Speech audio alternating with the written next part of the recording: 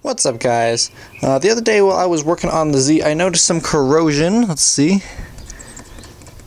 Right there, you can see it on the negative battery cable where it grounds to the car. So I'm going to go ahead and replace that today.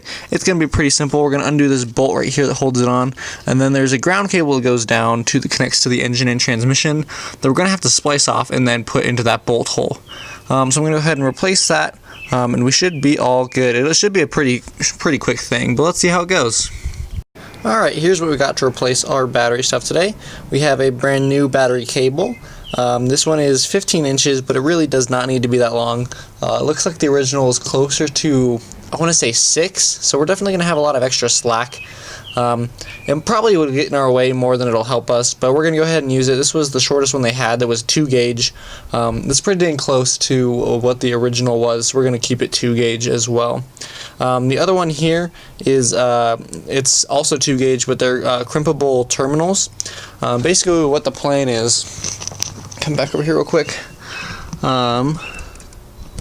So on the wire that goes down to the transmission, because it's a little bit corroded here as well, what we're going to do is we're going to go ahead and just cut it off and then crimp on that terminal here, and then we're just going to reattach it with the bolt. So the bolt's going to go through 2 of the little end circle guys right there. There's one on there, and then there's one for that as well. You can't, it's in there right there. But that's the plan. So I'm going to go ahead and I'm going to unbolt this first and see if it even comes off. Alright, we went ahead and cut the old one off. You can see right there.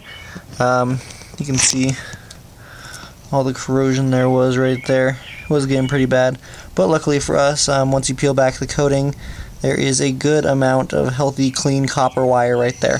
So we can go ahead, and here's the end we cut off. And we're going to go ahead and strip that back a little bit and then crimp on the new piece. Alright, and as you can see, this is the new terminal that we've just gotten. It hasn't been crimped down yet, but I went ahead and put a piece of heat shrink tubing around there. I recommend that. It's just going to help keep corrosion down to a minimum. But just like the other end of the wire, this one is perfect, good copper as well. So there's going to have great contact between those two. No corrosion between them. So we're going to go ahead and position this when we crimp it, just so it goes to the right orientation so it doesn't bend and fatigue the wire too much. But other than that, we're going to go ahead and crimp it down, and then we're just going to go ahead and bolt both of them back together. Alright, one final step before I put everything together. I took the bolts that we took out. I took the bolts and I went ahead and polished it up, hit it with a wire wheel just so it's nice and shiny. It looks like it had a bit of corrosion on it before, but it should be all good now. So we're going to go ahead and bolt these. You just see the end there. We're just going to stick it right through. Might put a washer on, might not, but they'll both definitely just fit. That other one fits perfectly well too. And we're going to go ahead and bolt that in, and that should be it, guys. Alright guys, here's the finished product, all nice and shiny and brand new. We've got our new battery terminal out here. It is a little bit long. Like I said, the original one was like 6 inches and this is 15, so it's a little bit more than we need, and I think it's gonna have to bend back on itself in order to fit the original battery position, but I think it should work just fine.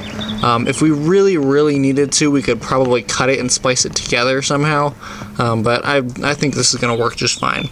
Again, the reason you want to do this, just in case you guys are wondering, is if you have a ground that's corroded, it can cause some weird electrical stuff, especially in these Z's for some reason. They had some really weird electrical gremlins, and if you have bad grounds, that can be a cause. So you want to definitely check all your grounds. There's one here, there's one on your intake manifold, the back of the intake manifold, there's this one right here, and you want to check the other end of this cable down on the transmission. It's right next to the starter. All of those all contribute in the electrical system in the Z, and if any of them are bad, it can lead to some problems. I don't think it's going to fix my misfire, but it was definitely a good thing to do since it was corroded. So there you go, guys. If you have any questions about what's going on, go ahead and drop a comment down below. I might redo the positive. You can see